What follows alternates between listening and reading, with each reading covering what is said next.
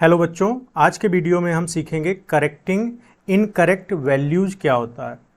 Topic का नाम है करेक्टिंग इनकरेक्ट वैल्यूज।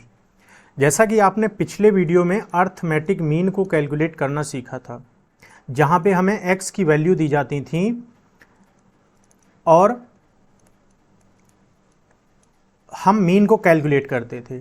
ठीक है, क्वेश्चन में क्या है, जो वैल्यू दी गई हैं उनके स्थान पर आपने कोई दूसरी वैल्यू रीड कर ली है। सपोज x में कोई वैल्यू एक दी गई थी 23, लेकिन आपने गलती से 32 रीड कर लिया, जिसके कारण हमारे मीन का जो आंसर था, जो मीन की वैल्यू थी, वो गलत आ जाती है।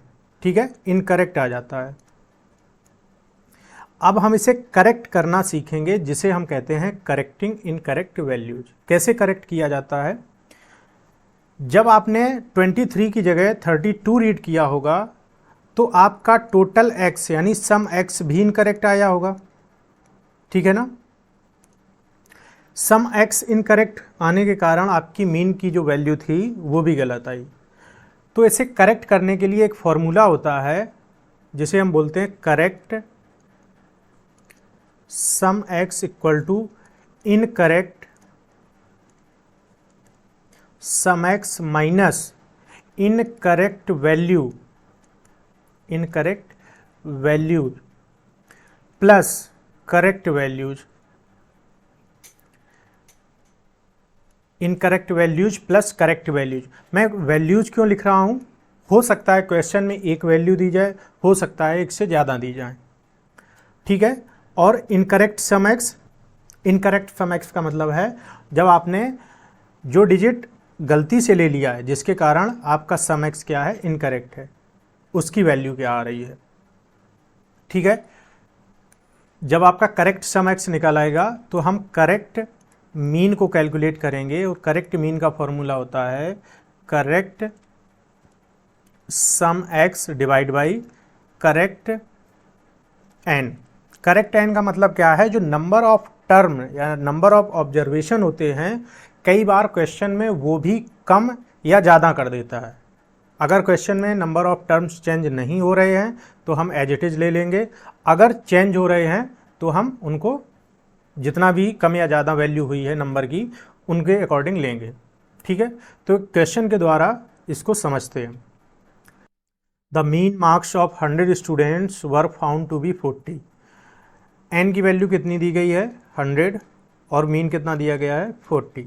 ठीक है, बाद में पता चलता है कि 53 की जगह आपने 83 रीड कर लिया था, तो करेक्ट मीन को आपको कैलकुलेट करना है।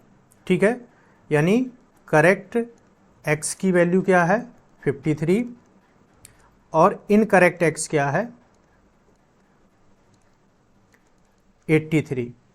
ठीक है, जैसा कि आप फॉर्मूला जानते हैं मीन का, mean equal to sum x divide by n. तो हम यहाँ से सम एक्स निकालेंगे। कैसे?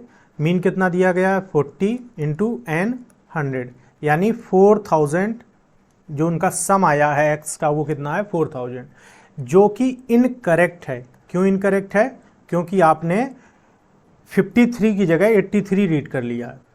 ठीक है, तो अब हम फॉर्मूले के अकॉर्डिंग कैलकुलेट करेंगे। Correct sum x equal to incorrect sum x minus incorrect value,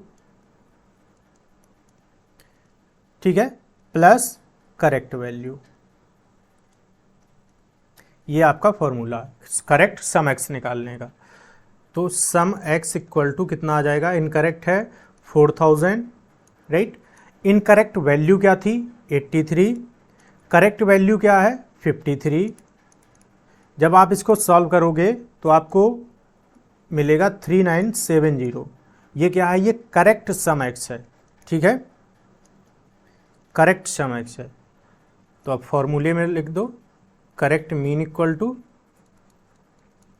correct sum x क्या निकाला आपने? 3970, और एन के वैल्यू में कोई भी चेंजमेंट नहीं हो रहा है। 100 स्टूडेंट पहले भी थे, अभी भी हैं, तो डिवाइड बाई 100, तो 39.70 जो है आपका आंसर आ गया। ये क्या है? Correct mean. ठीक है, अगर वीडियो पसंद आई है लाइक करें, शेयर करें एंड सब्सक्राइब करें।